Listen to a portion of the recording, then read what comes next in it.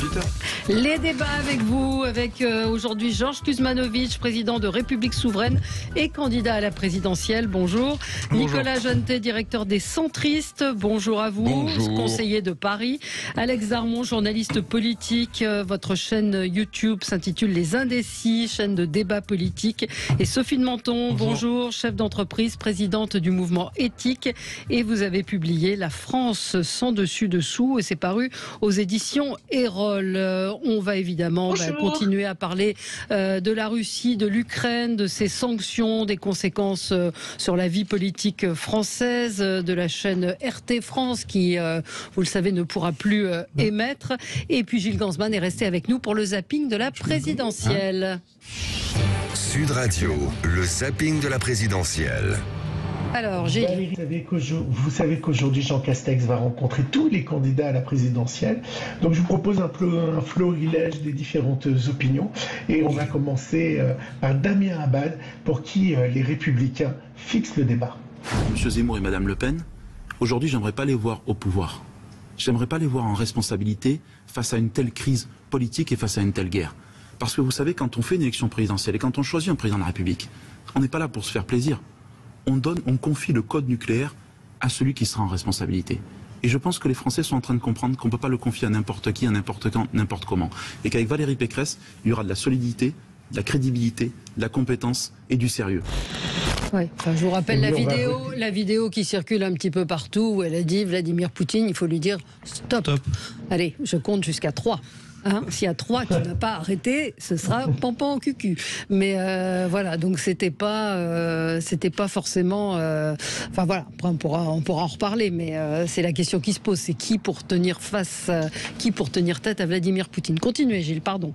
Et pour voter pour celui qui a le moyen d'appuyer sur le bouton. Valérie Pécresse, justement, elle se réjouissait de la démission de tous ses mandats de François Fillon, une épine en moins chez les LR. François Fillon vient d'annoncer sa démission des conseils d'administration des 2 entreprises russes dans lesquelles il siégeait. Et je crois que c'est une décision qui l'honore. Pourquoi cette décision qui l'honore ?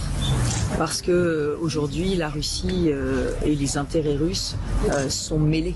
Et l'attitude de M. Poutine ne peut pas être dissociée de celle des grands groupes russes qui sont l'armature de l'État russe.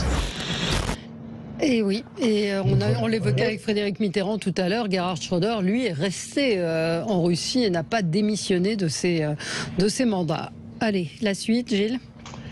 Pour Éric Zemmour, il faut privilégier le pouvoir russe. Bon. Les pays de l'Est ayant peur de la Russie se précipitent dans le giron américain, ce qui évidemment rend de plus en plus furieux la Russie. C'est un cercle vicieux quand il n'y a pas la confiance entre les différents pays. Donc moi, je propose depuis le début le fait qu'on doit absolument rassurer les Russes sur l'Ukraine, qui pour eux est un pays russe, c'est là qu'est née la Russie il y a très longtemps à Kiev, et qu'ils ne veulent pas qu'il y ait des armes nucléaires en Ukraine et qu'ils ne veulent pas que l'Ukraine rentre dans l'OTAN. Voilà. Et puis voilà. Oui, alors là, rassurer la Russie, on a plutôt envie de lui faire peur. Cela dit, tout aujourd'hui prend un sens très particulier. Je suis en désaccord complet avec Zemmour sur ce point, mais il n'en demeure pas moins que la politique qui a été menée est une politique qui consistait à associer la Russie, à avoir des contacts avec elle. La France a été pro-russe et elle n'avait pas tort. Moi, je pense que le commerce international, la culture, etc., quand on a un homme normal, entre guillemets, à la tête d'un État, même un État autoritaire, on a intérêt à garder ces liens. Donc aujourd'hui, si vous voulez, vu au prisme de cette guerre, tout est insensé, on n'aurait jamais dû avoir de lien avec la Russie. On est quand même le premier pays en termes d'entreprises et de salariés qui travaillent en Russie. Il y a eu quand même énormément d'échanges commerciaux. On ne peut pas dire qu'on a eu tort. Voilà. Alors maintenant, la réalité aujourd'hui donne effectivement tort, a priori, à ceux qui pensaient qu'on pouvait tout à fait pacifier tout ça et que, en ayant des relations de plus en plus positives avec la Russie, ça allait s'arranger. Ben non. Mais Sophie a dit le bon mot. Le problème n'est pas la Russie, le problème est Poutine. Voilà. Bien sûr. Poutine, on va le rappeler encore une fois, c'est un ancien membre du KGB qui a construit toute sa carrière, qui est entouré de ligas, et puis qui est aujourd'hui dans un état second. Enfin, c'est plus le même homme. Il se met en scène. Il a eu recours à la chirurgie esthétique. Enfin, il se croit, il rêve en tsar d'un nouvel empire tsar russe, européen. Enfin, le problème aujourd'hui, c'est Poutine. C'est même pas la Russie. Oui. Alors, pardon, mais juste un petit mot sur il n'est pas le même. Juste Sophie, on va en parler tout à l'heure. Je voudrais que Gilles termine son zapping. Gilles. Ben oui, quand même. Oui. Et puis, Gilles. François Roussel, lui, a fait une petite allusion où finalement le mot réfugié, aujourd'hui on va le voir différemment. On parlait des migrants, maintenant on les voit différemment, ces migrants. Notre tradition d'accueil doit aujourd'hui vivre, mais plus que jamais, pas seulement la France, l'ensemble des pays de l'Union européenne doit être en capacité d'accueillir celles et ceux qui fuient la guerre aujourd'hui. Et j'espère que nous allons tous le dire, y compris ceux qui, en France, disait il y a encore quelques jours qu'il faut ériger des murs à la frontière de l'Union européenne et n'accueillir personne. On voit bien que face à la réalité, face à la vie, face aux drames humains qui se jouent en ce moment, l'heure n'est pas à construire des murs. Oui, on reparlera de ces migrants, de ces immigrés dans un instant avec vous, Georges. Et puis, Gilles. C'était François Roussel. Oui, Fabien Roussel. Fabien Roussel. Ah oui, Fabien Roussel. Vous avez vu, je vous ai fait beaucoup de sons, Valérie. Pour finir, Anne Hidalgo, elle savait tout. Elle avait tout prévu et elle a tout prévu. Il faut qu'on soit clair. Réquisitionner les villas et tous les biens des oligarques, c'est déjà une proposition, une demande qui est sur la table et je l'ai faite aussi. Donc évidemment qu'il faut les toucher au portefeuille. Accueillir les réfugiés, évidemment. Ça aussi, vous savez, j'ai autour de moi ce que j'ai appelé l'équipe de France des maires qui est déjà mobilisée dans chaque commune pour pouvoir les accueillir. Et si on manque de lieux d'hébergement, bien sûr qu'on peut le faire dans ces villes-là. Mais surtout, je crois qu'il faut qu'on soit aux côtés du peuple ukrainien. Il est connu. Oui. Non mais il y a des bons et des mauvais réfugiés. Il y a encore les réfugiés, il y en a encore 80 qui dorment sous un pont, dont 30 adolescents cette nuit dans le 20e. Et en même temps, il y a des bons et des mauvais réfugiés. Ça, on va peut-être en reparler tout à l'heure. Mais là, il y a un petit problème quand même. Oui. Non, enfin bon, on va en reparler tout à l'heure. Mais... Non, mais on peut en reparler maintenant. Moi, j'entends qu'on ne soit pas d'accord avec ce qu'elle dit, mais on est dans une situation exceptionnelle aujourd'hui. Là, il y a une crise de guerre. Alors, il n'y a pas, peut-être que bons et mauvais réfugiés, c'est pas vraiment ce qu'elle a dit, ou alors j'ai mal compris. Mais en tout cas, il y a une solution et une situation qui fait qu'on est dans une urgence et qu'il faut accueillir des réfugiés aujourd'hui qui viennent d'Ukraine. C'est ce que j'entends. Donc, sur cette situation-là, je trouve qu'elle ne dit pas que des bêtises et qu'elle réagit en tout cas par rapport à d'autres qui ne réagissent pas ou réagissent très mal. Parce qu'il y en a d'autres qui réagissent très mal sur ces réfugiés-là. Le problème, c'est qu'elle va trouver des logements. Il ne s'agit pas de dire des bêtises, il s'agit d'une réalité.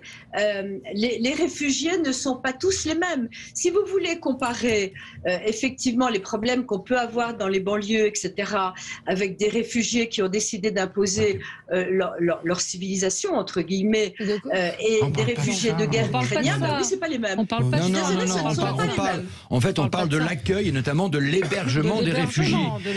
L'accueil digne de ce nom, puisqu'un réfugié doit avoir au moins un hébergement. On est incapable d'accueillir des réfugiés, des migrants. Où est-ce qu'elle va trouver des logements pour les réfugiés ukrainiens et pourquoi elle ne les trouve pas pour ceux qui dorment en ce moment dans un couloir dans le 20e? Alors, Georges Kuzmanovic. Pas d'accord. C'était lié mon coup de gueule. Oui, c'est ça, allez-y, oui. Il est double. D'abord, il y a une série de gens qui déclarent, y compris journalistes dans les médias, qu'il y a des bons et des mauvais migrants. Oui. Il y a un côté très hémorisation de l'analyse qui est assez étonnante, en disant ouvertement, ils sont chrétiens, à la limite ils sont blancs, donc ça va aller. Bon. Mais ce qui m'a le plus choqué, mais vraiment c'est choquant, et c'est un état d'esprit François Bourlange, hein. Oui, c'est Jean-Louis Bourlange.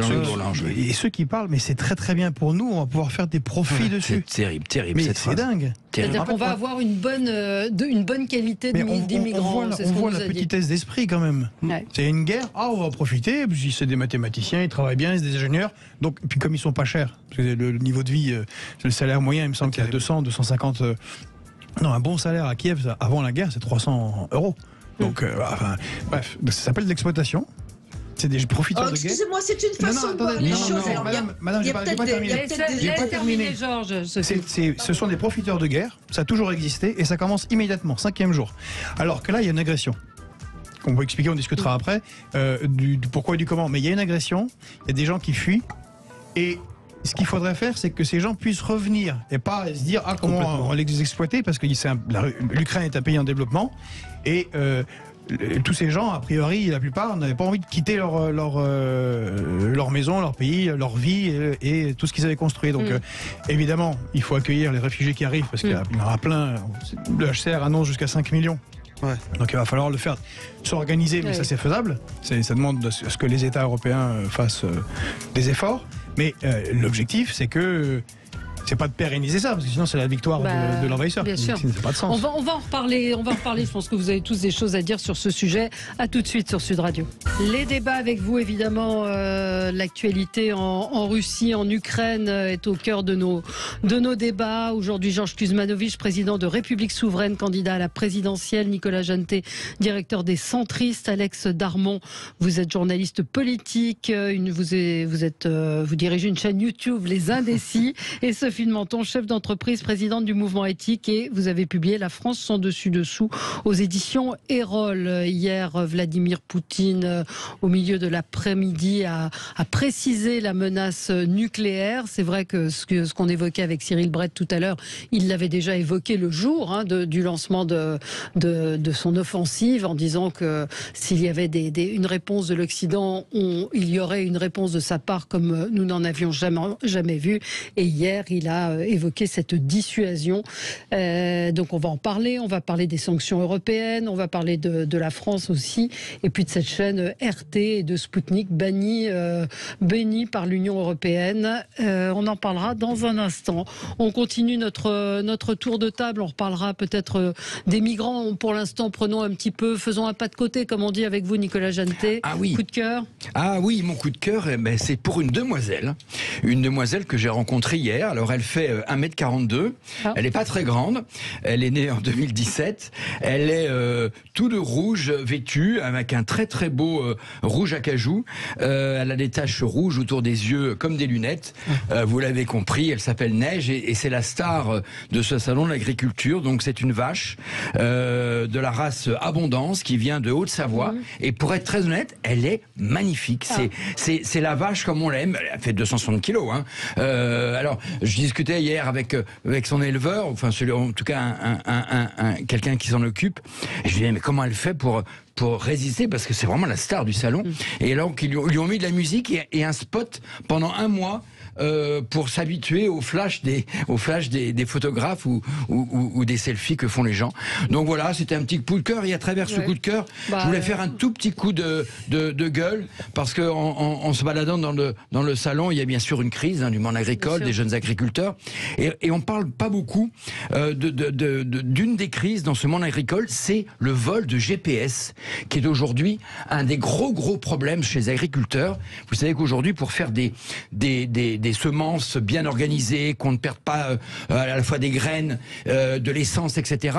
Tout est fait par des GPS dans les tracteurs, dans les semenciers. Ces GPS valent très cher, entre 9 000 et 30 000 euros. Et aujourd'hui, ces GPS sont volés la nuit par des bandes mafieux.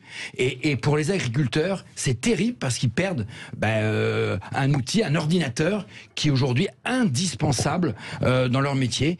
Et c'est aujourd'hui, c'est vraiment un de leurs gros soucis. Voilà.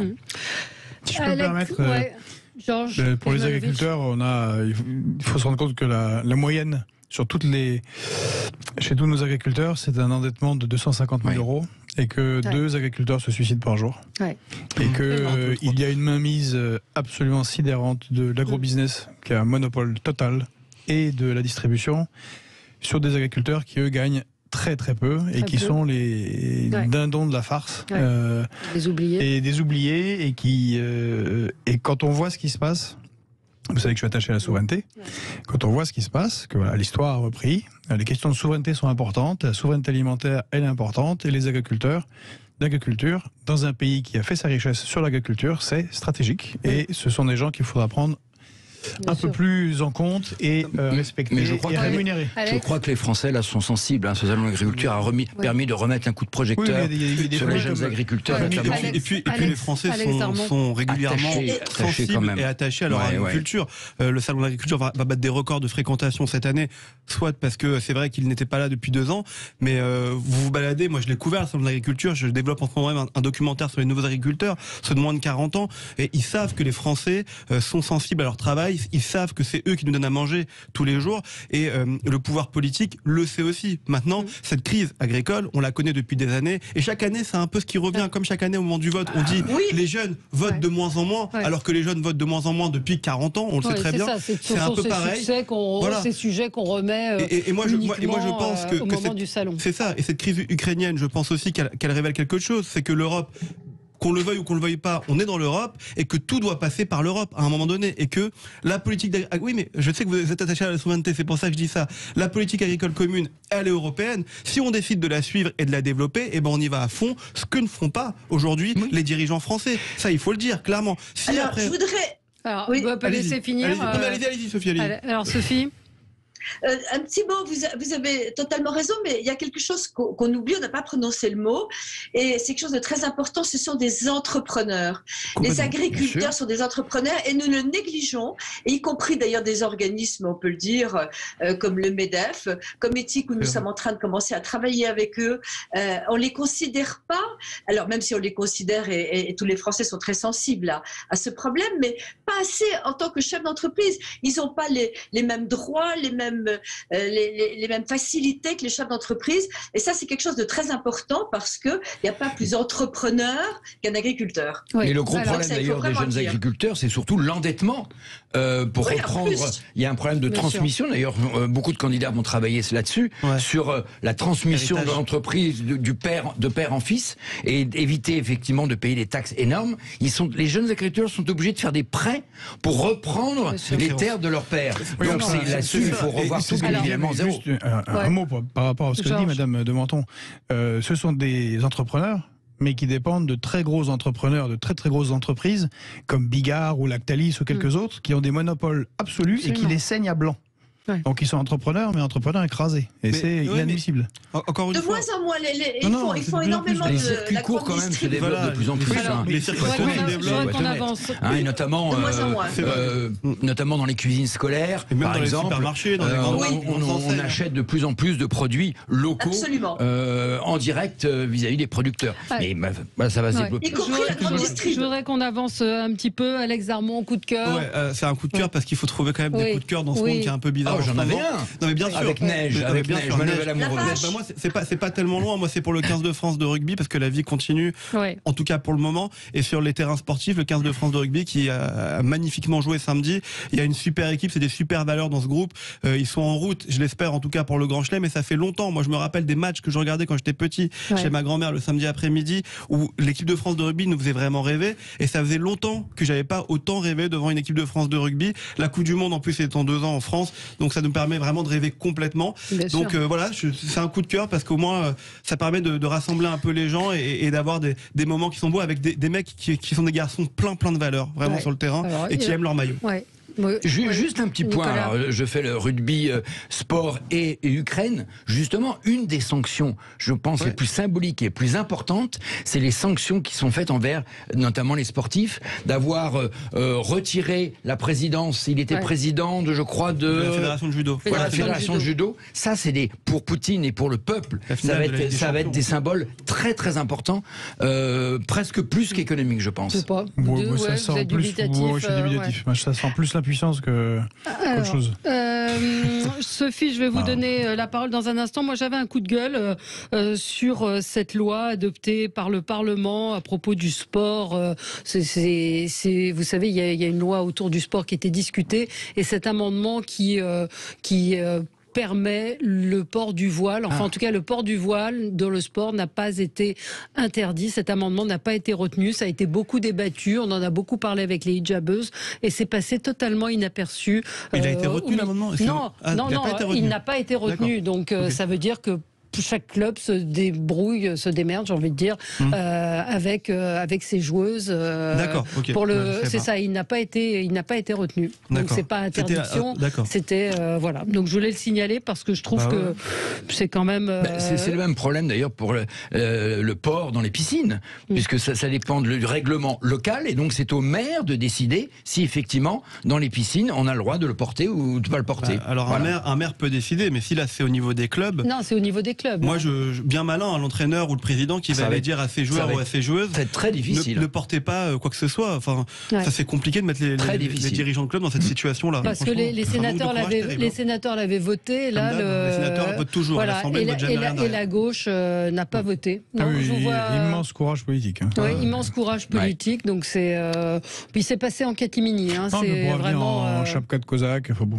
On peut rentrer dans tous les délires après. Oui. Enfin, sauf qu'il y a peut-être moins de prosélytisme à porter la chapka, c'est moins symbolique.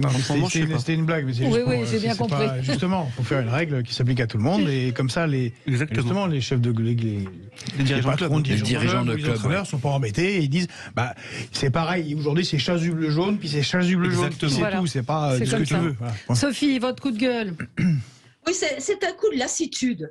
À part vous, Valérie, je trouve qu'on est dans une info où on devient un peu dingue parce qu'une crise chasse l'autre. Tout d'un coup, le coronavirus est devenu un coronarus, mais c'est un mauvais jeu de mots. Mais on abandonne l'élection, on abandonne l'élection elle-même avait fait passer le coronavirus derrière. Donc, on a une espèce d'information non-stop sur le même sujet, avec les mêmes répétitions, les experts se succèdent et il y a une vraie fatigue de la façon dont on traite l'information. C'est pour ça que ce matin ça fait du bien aussi de parler un peu d'autre chose.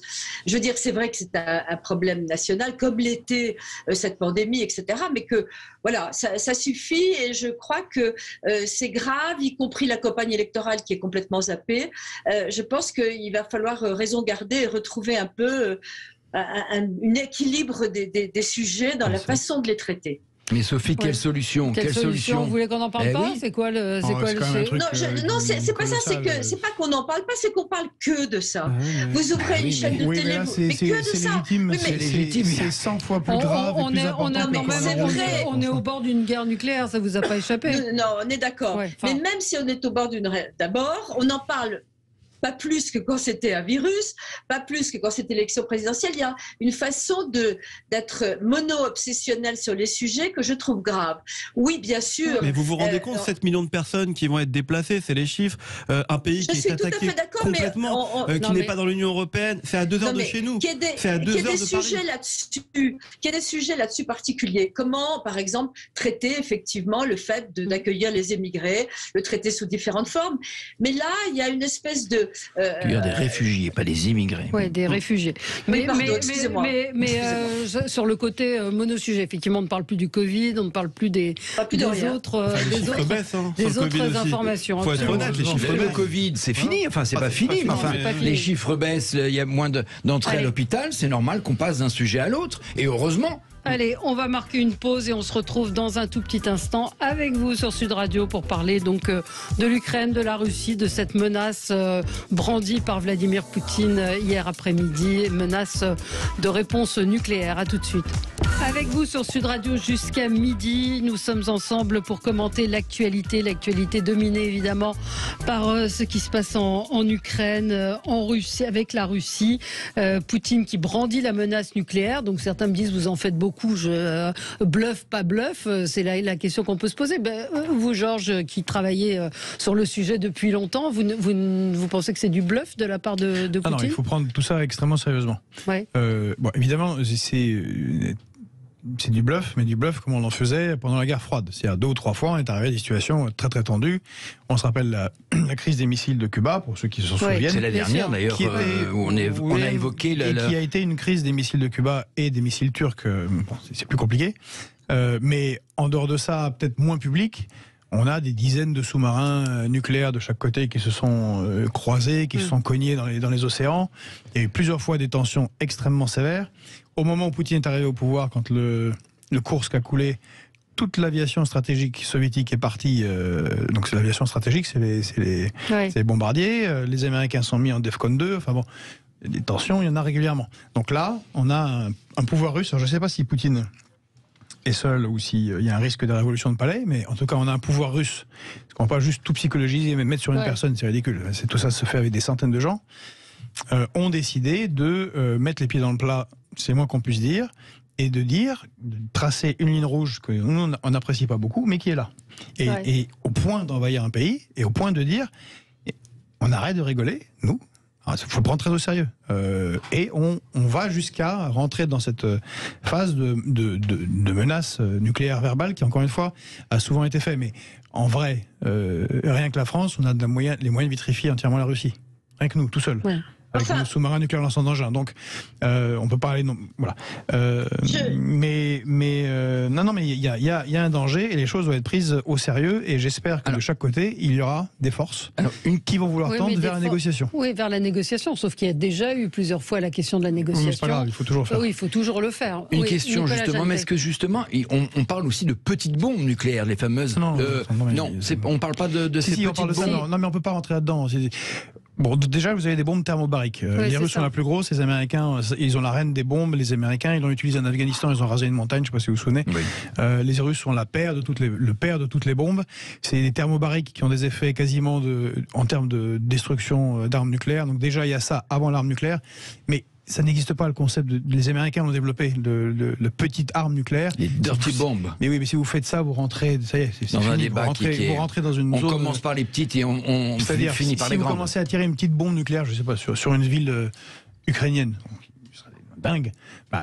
Pourquoi les autres ne posteraient pas?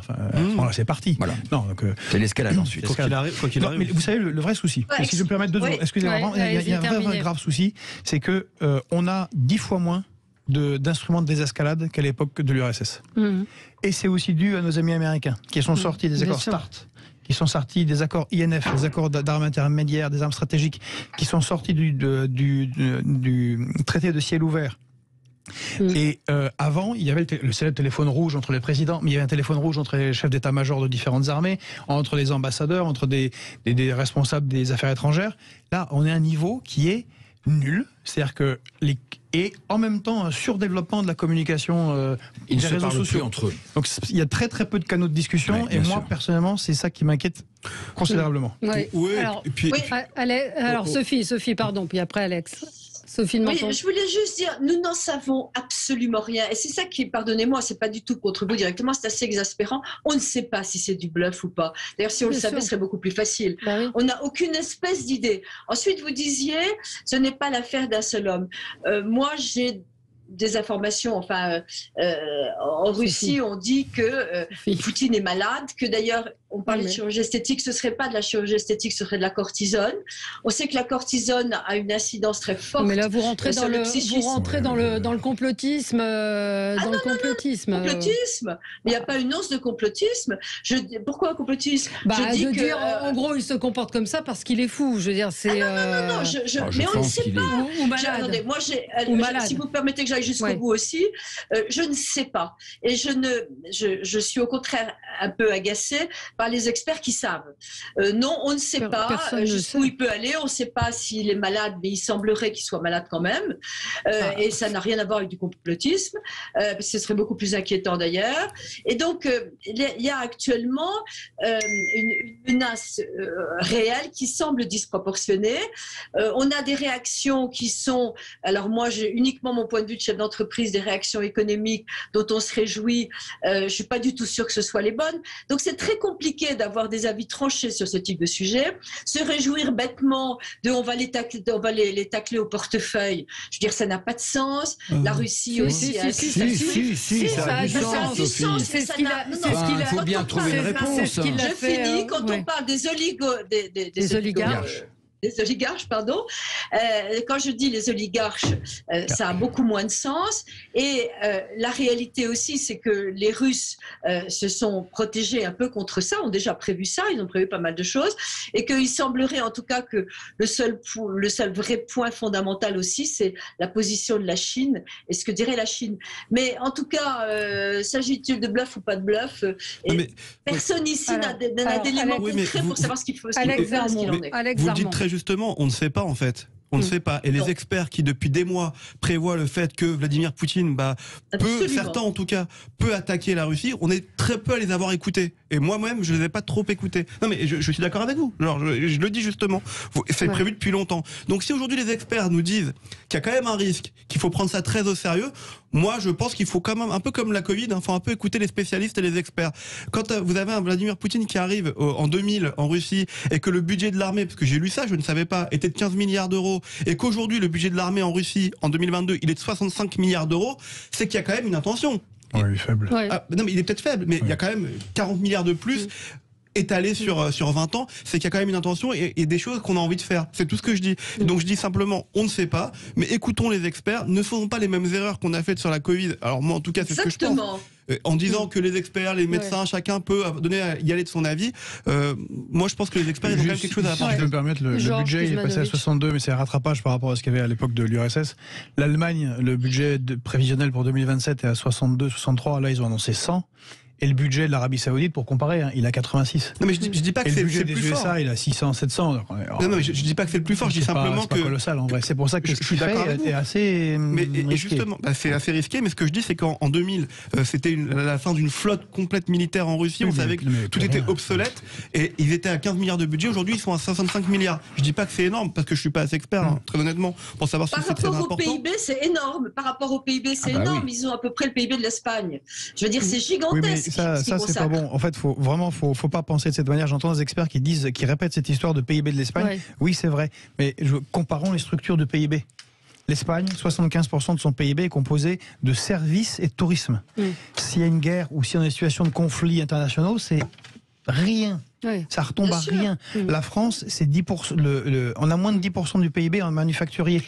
La Russie, oui, elle a un PIB faible, mais qui est basé sur ce qui n'est pas terrible dans la mondialisation, dans des exportations de pétrole, de blé, de gaz, de toutes les ressources, d'armes, mais qui tout à coup devient extrêmement utile si vous êtes en période de guerre. Donc il faut prendre les choses sérieusement, parce que pas juste comparer des chiffres qui veulent rien dire entre eux. Sur l'entrée en guerre de Poutine, parce qu'on voit des auditeurs qui nous reprochent de taper sur Poutine, l'entrée en guerre, comment elle peut se justifier? Moi j'ai du mal à comprendre, je le dis très sincèrement, ceux qui justifient une décision comme celle-là. C'est injustifiable.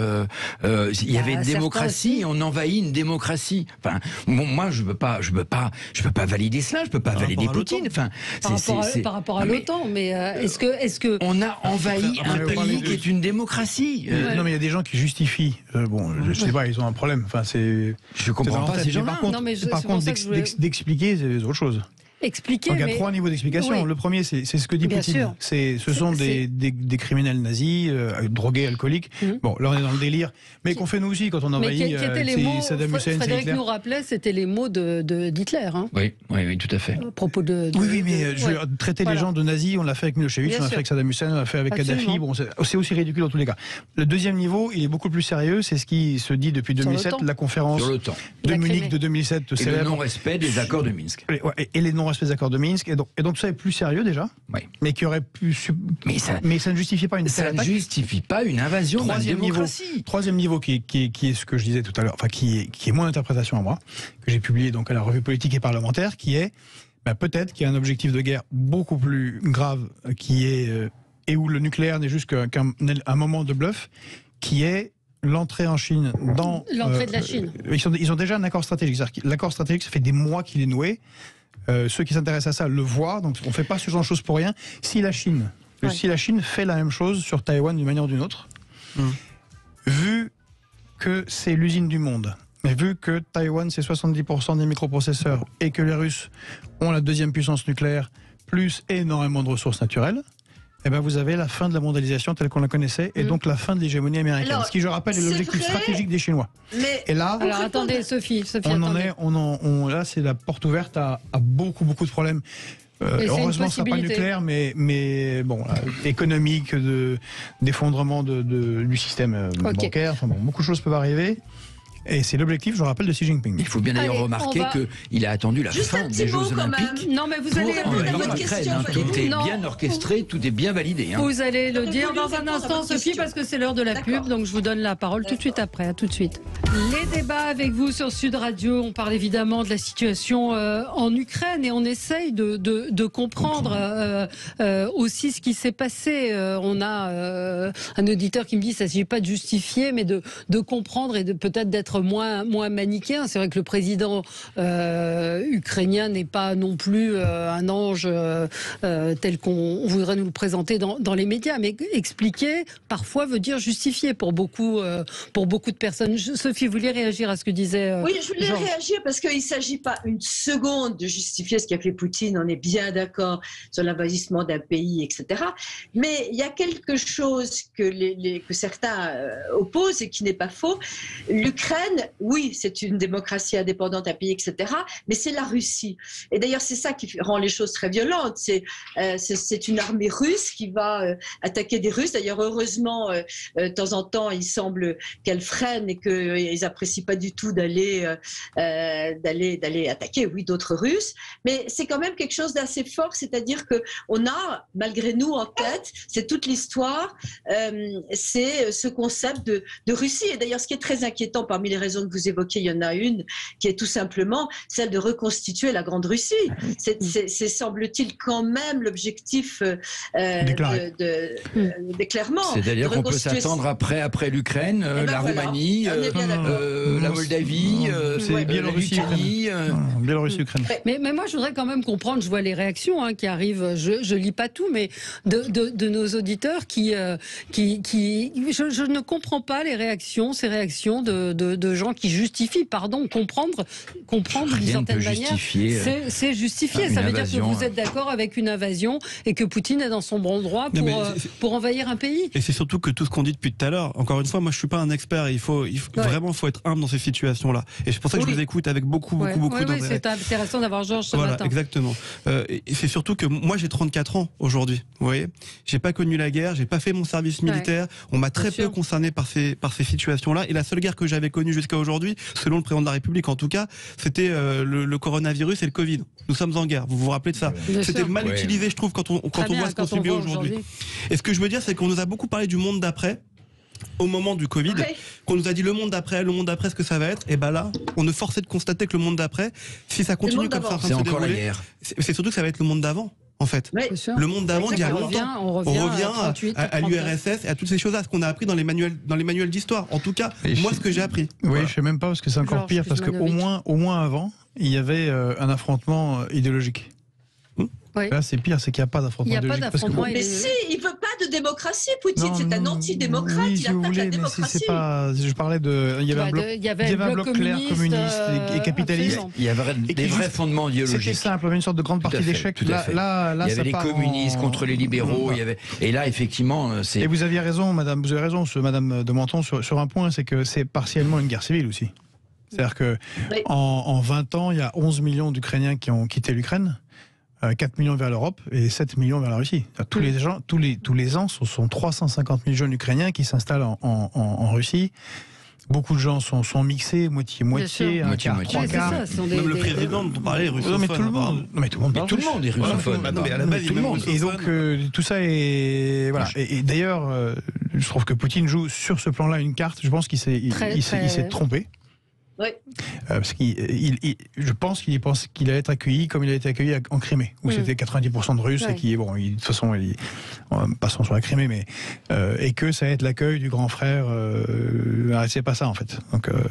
Donc là, il y a la seule, en dehors des négociations qui doivent être impérativement faites, qu'on peut pas, en tout cas au niveau des chefs d'État, on peut pas rentrer dans l'escalade continue. La seule chose qui peut l'arrêter, c'est s'il y a une guérilla populaire qui s'installe. Qui est possible ou pas? Parce qu'on évoque ça. C'est très dur, vous savez, ça coûte cher. Moi, j'étais en Afghanistan. Là, on a pour faire résumer, on a des sortes de Spartiates qui vivent au Moyen-Âge avec des chèvres dans les montagnes et qui sont en guerre depuis 60 ans et et avec des montagnes très très propices aux embuscades. L'Ukraine, c'est quand même très plat, à part dans les villes, mais vous vous souvenez de Sarajevo, enfin tout ça coûte très très cher. Et puis beaucoup de jeunes de votre génération, y compris en Ukraine, évitent le service militaire, n'ont pas fait le service militaire.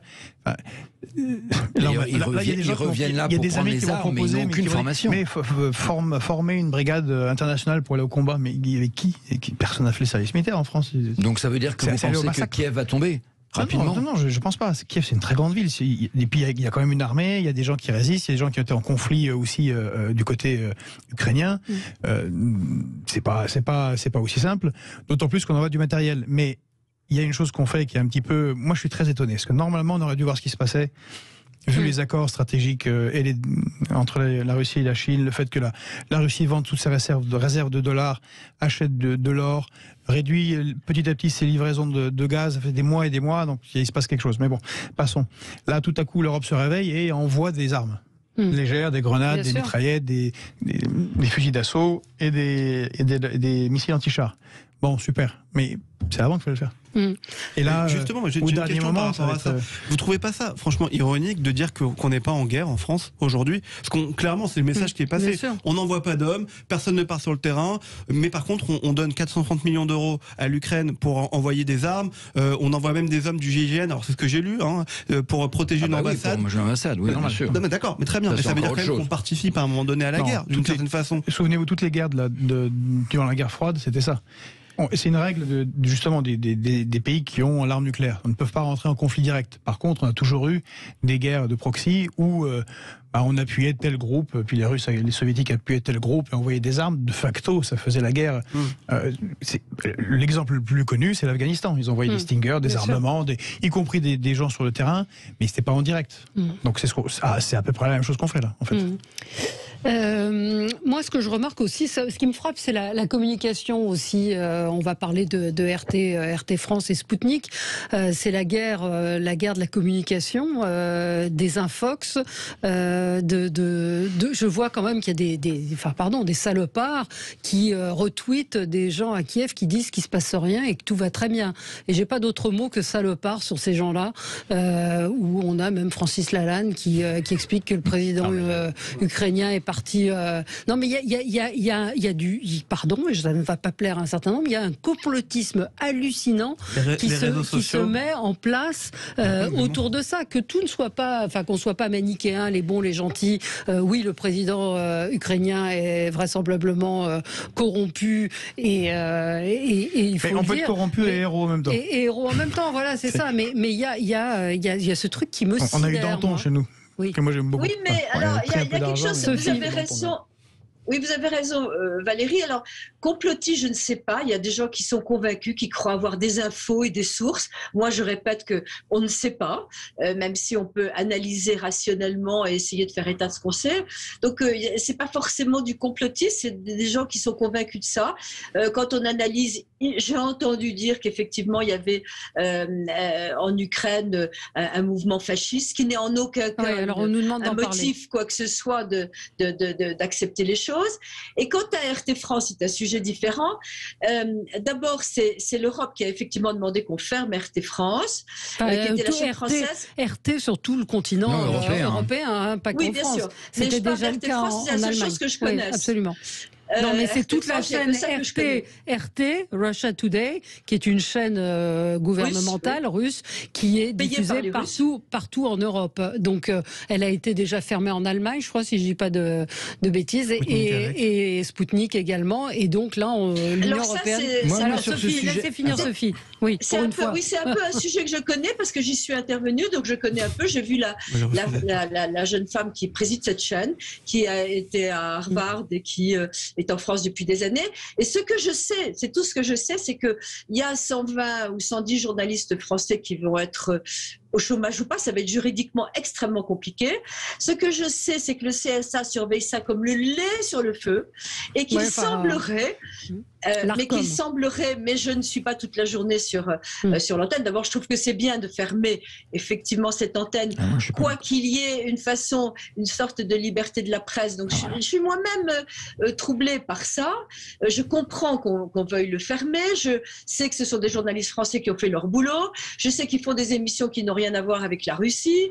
Je sais que la fille qui dirige ça... D'accord. Non mais attendez, je dis pas, laissez-moi finir. Je ne justifie pas. Je pense que c'est bien d'agir sur tout ce qu'on peut. On peut agir sur tout. Mais je dis simplement qu'il faut aussi raison garder sur la culpabilité, entre guillemets, de RT France, qui avait été acceptée. Tout le monde allait un peu sur cette chaîne, mais ça n'empêche pas qu'il faut réagir. La situation n'est pas tout à fait la même. Moi, je suis pas du tout d'accord. En revanche, je suis contre la fermeture de RT France au nom de la liberté d'expression. Contrairement à ce que certains voudraient dire, on a une chaîne. À partir du moment où sur Facebook, d'ailleurs, on la voit, il y a la notion marquée chaîne officielle de l'État russe. Moi, ça ne me gêne pas du tout. On a d'autres chaînes d'autres puissances qui sont diffusées. À partir du moment où on sait que c'est la chaîne officielle de l'État russe, au nom de la liberté d'expression, je ne vois pas pourquoi on ferme RT France. Surtout que je regardais l'autre jour, mon fils regardait sur son portable RT France et que je vois bien qu'il y a la motion chaîne de l'État, média russe. Donc il y a déjà toutes ces mesures préventives pour bien indiquer que voilà, il faut faire attention à ce média, mais au nom de la liberté d'expression, je ne vois pas pourquoi on a fermé ce média. Oui. Alors, moi j'ai du mal à comprendre. Georges Kuzmanovic. Vous voyez, je suis pas entièrement d'accord avec vous. Pourtant, je suis passé pas mal sur RT. Moi, j'ai toujours refusé. Mais non, je vois pas pourquoi. Justement, c'est un média, mais on n'était pas en guerre. Et moi, je me souviens ce que j'ai demandé pour Al Jazeera au moment où il y avait les attentats. Il y avait des prêches extrêmement antisémites. Je ne comprenais pas que ce soit pas interdit. Et donc là, on est dans une situation qui est différente. Et moi, je reste attaché au Conseil national de la résistance, au programme des Jours heureux, qui disait que les médias doivent être indépendants des pouvoirs étrangers et des pouvoirs d'argent. Là, on est dans une situation de conflit. Non, mais aucun média dans le monde n'est... Et on est très très loin d'être indépendant des pouvoirs d'argent, par contre. Oui. Mais bon, c'est un autre sujet. Donc vous estimez que c'est normal c'est au moins normal que ça se discute. Et que parce que RT est très intéressant sur plein de sujets, mais sur les questions géopolitiques, c'est quand même un média du gouvernement. Oui, vous savez ce que vous regardez. Voilà, c'est la liberté d'expression. C'est pour ça que je dis non, j'ai pas dit qu'il faut l'interdire de manière sûre. Vous savez pourquoi moi, vous savez aussi pourquoi vous travaillez. Je vais parler de ma situation personnelle, une fois n'est pas coutume. Moi, je suis journaliste, j'ai une carte de presse, et à l'époque, je travaillais sur une antenne, et Russia Today, RT, quand s'est fondée cette chaîne, est venu me chercher pour venir travailler dans leurs locaux qui sont à côté de... J'ai dit non, c'était personnel. Voilà, j'avais pas envie de travailler sur cette chaîne, mais ce que je trouve intéressant dans cette situation aujourd'hui sur Russia Today, moi je suis un peu d'accord. Pour le coup, je pense qu'on est en guerre aujourd'hui et que tout se redéfinit. Et vous pouvez pas faire semblant que en Russie, je suis désolé, vous avez un média pro-français. Vous l'avez pas. Non mais tout est contrôlé. Il passe France 24. Oui, il y a France 25 mondes. En tout cas, ce que je veux dire par là, simplement, c'est que moi, je me rappelle à l'époque, j'ai travaillé là-bas. Enfin, j'ai refusé de travailler là-bas. Et ce que je trouvais amusant, c'est qu'à l'époque, on venait chercher les journalistes d'une chaîne qui appartenait à une grosse puissance, Canal+, pour pas la citer, une chaîne d'information, qui quittait cette chaîne-là parce qu'ils disaient que c'était aux mains de puissance financière, et qui partaient, pour certains, et ils ont tout à fait le droit, c'est leur choix, pour travailler sur RT, qui était, on le savait, quand on était reçu sur l'entretien d'embauche, on savait que c'était un média d'État russe. Voilà, c'est tout. Donc à partir de là, aujourd'hui l'interdire, je suis pour parce que je veux être patriotique et je veux dire oui, c'est bien de l'interdire, et voilà. Après je comprends et j'entends ce que, et on aura d'en parler, j'entends ce que chacun dit, mais on peut pas reprocher le fait de la fermer aujourd'hui. Voilà, non, on peut pas. C'est la chaîne d'un pays qui menace, en période de guerre, mais enfin bon. Le monde de l'arme nucléaire. Mais les Américains n'ont pas fermé RT anglais. Vous avez vu? Non, j'ai pas vu. Non. Ils n'ont pas fermé. Ah oui, donc c'est bizarre. Bon. Mais oui, Sophie. Je pense que vraiment ça se discute, c'est un cas de conscience. Moi je suis troublée, je pense que la liberté de la presse est fondamentale. Voilà, moi je aussi. pense que là-dessus on doit certainement pas se comparer Même si c'est à la une Russie presse... qui ferme. On est justement pas comme les Russes. Et en plus de ça, je me demande si le fait d'avoir RT, donc on peut imaginer que ce soit une information dictée par la Russie. Eh bien je pense que d'abord c'est une information dictée par la Russie. Donc c'est pas oui, mais alors attendez, c'est pas un organe de presse. Ce que vous dites n'est pas vrai. Je pense que justement, avoir actuellement une information dictée par la Russie peut être tout à fait intéressant pour voir ceux qui sont en train de manipuler, comment, etc. Je pense que ça peut aussi être une source d'information utile contre cette guerre. RT, ils regardent ce qui se passe en Russie. En France, c'est pas un organe de presse. Vous pouvez pas dire que c'est un organe de presse qui fait son travail de journaliste sur le terrain. Enfin, quand vous voyez nos confrères qui aujourd'hui sont en Ukraine ou sur ce terrain-là, là ils font du travail de guerre, ils racontent ce qui s'y passe. On peut pas comparer en disant c'est pas ça de la presse. Là c'est de l'institutionnel. On relate ce qui se passe, on relate de l'information qui est sélectionnée, puis c'est réglé. Voilà, c'est tout. Ce matin, Sébastien Chenu disait, je ne suis pas sûr il était l'invité du Grand Matin Sud Radio, je ne suis pas sûr que l'interdiction dans l'UE de Russia Today ou Sputnik soit la sanction type qui fera reculer Poutine. Est-ce que cela ne va pas plutôt faire monter l'idée d'un complotisme affirmé? Ça n'a aucun rapport de toute façon.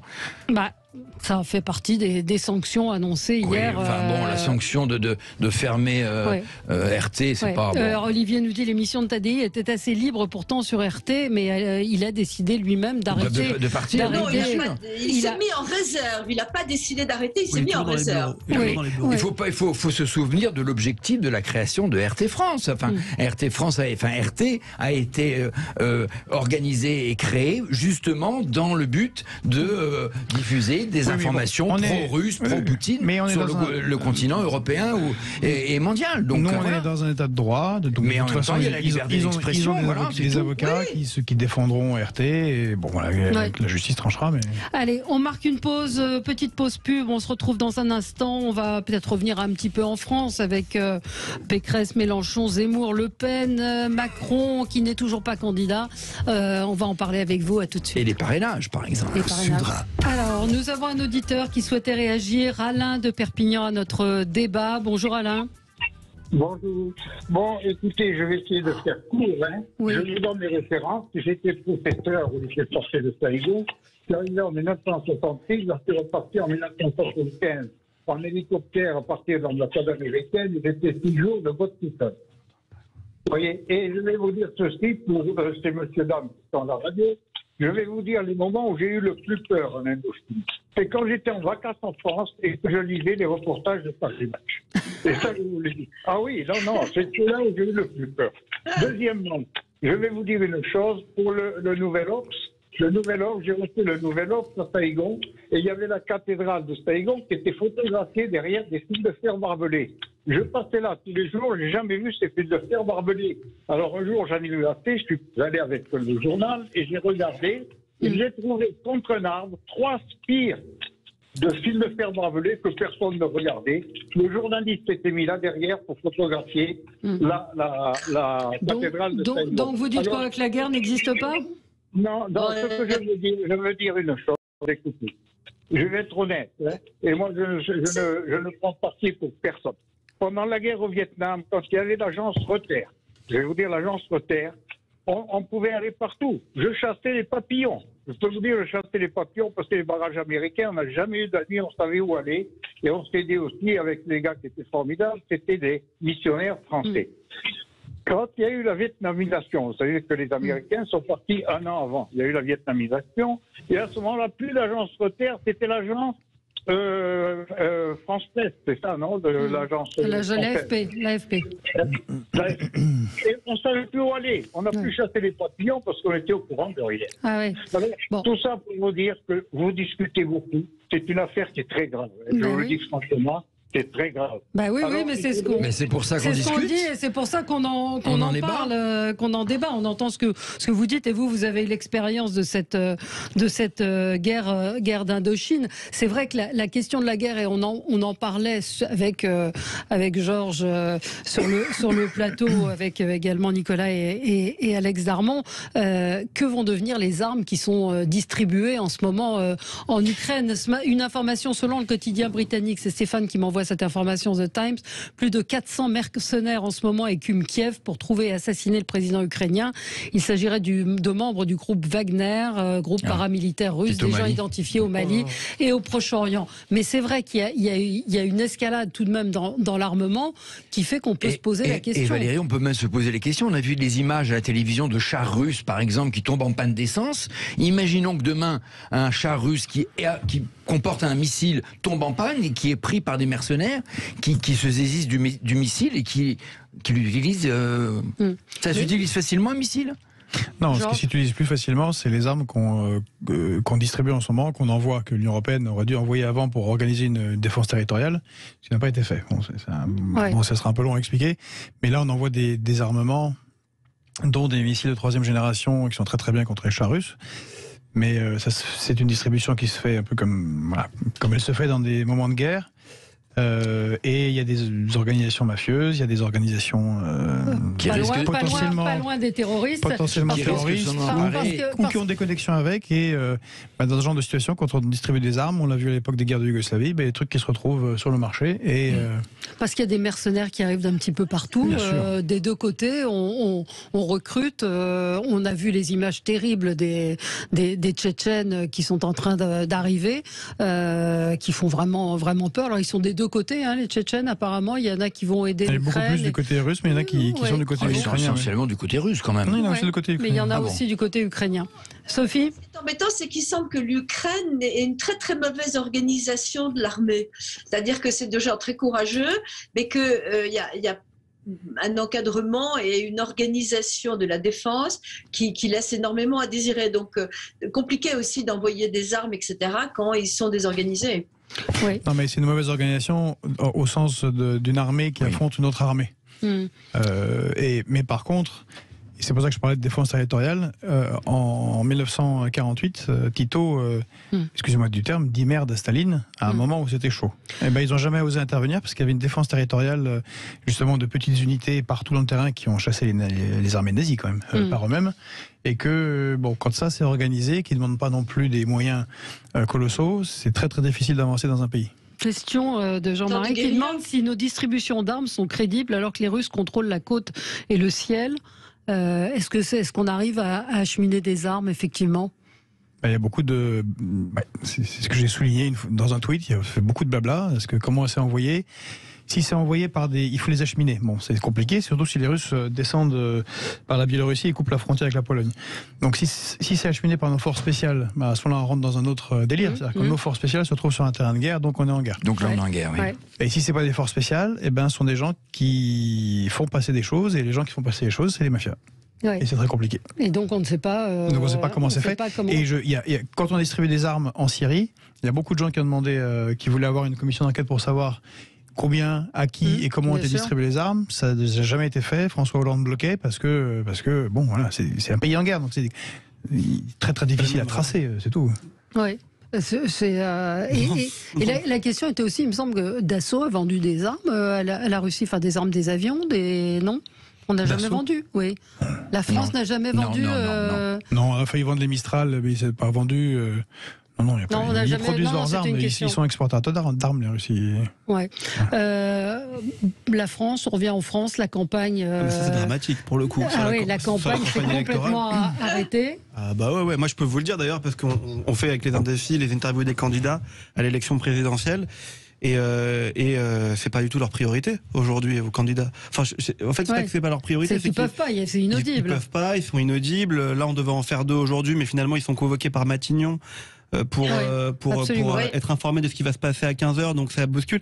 Et franchement, c'est pas une campagne présidentielle comme les autres. Alors, je regardais par simple curiosité hier, est-ce que c'est possible que le président Macron, parce que lui aussi il est dans une certaine situation compliquée parce qu'il doit se déclarer avant vendredi et je sais pas quand est-ce qu'il va le faire et comment il va le faire. Je regardais hier par curiosité est-ce que c'est possible qu'il demande le report du premier tour. Il faut un vrai motif et ce n'est pas un motif intérieur de sécurité intérieure et ce n'est pas un motif il faut changer comme la loi n'est pas engagé dans la guerre, ce n'est pas un motif qui permet j'en parlais avec un constitutionnaliste qui permet de demander le report. Donc honnêtement ça va être une campagne qui va être très étrange pour tout le monde parce que c'est la priorité ni des Français Français, ni du président Emmanuel Macron, et je pense même, franchement, sincèrement, ni des candidats qui sont aujourd'hui candidats à l'élection présidentielle. Oui, enfin, quand il n'y avait pas la guerre, ils n'étaient pas pour autant excellents et la campagne patinait. On trouvait pas. Non, mais d'accord. On ne trouvait pas, quand même, chez les candidats, c'était étonnant de voir que c'était déjà une fausse campagne. Alors, il est vrai qu'aujourd'hui, on a presque envie de dire que Macron est réélu par tacite reconduction. Parce que, au-delà de ça, même, et ça, il faut un coup de chapeau aux candidats, parce qu'ils ont tous dit qu'ils n'allaient pas attaquer le président de la France. En ce moment, j'ai trouvé ça bien, parce qu'on a envie qu'ils fassent des propositions, ça personne ne les empêche d'en faire, mais c'est vrai que ça aurait été anormal de critiquer le chef de l'État qui, de toute façon, fait objectivement tout ce qu'il peut contre cette guerre. Oui, enfin, il s'est fait quand même balader. Il s'est fait quand même balader par Poutine. Qui se serait pas fait balader par Poutine? Enfin bon, on revient pas victorieux d'un entretien avec Poutine. Alors, Georges, on était en guerre en 14-18. Clémenceau était extrêmement critique jusqu'en 17, mais critique du gouvernement alors qu'on était en guerre. Il faisait politiquement la guerre au gouvernement, et quand il arrivait au pouvoir, ses amis socialistes voulaient qu'il y ait une censure. Il a dit non, on est en démocratie, il n'y a pas de censure, y compris en guerre. On doit pouvoir critiquer le chef de l'exécutif. Et je pense que c'est très normal. Sinon, on bascule dans n'importe quoi. Bah si, vous avez dit, on critique pas. Mais si, on critique.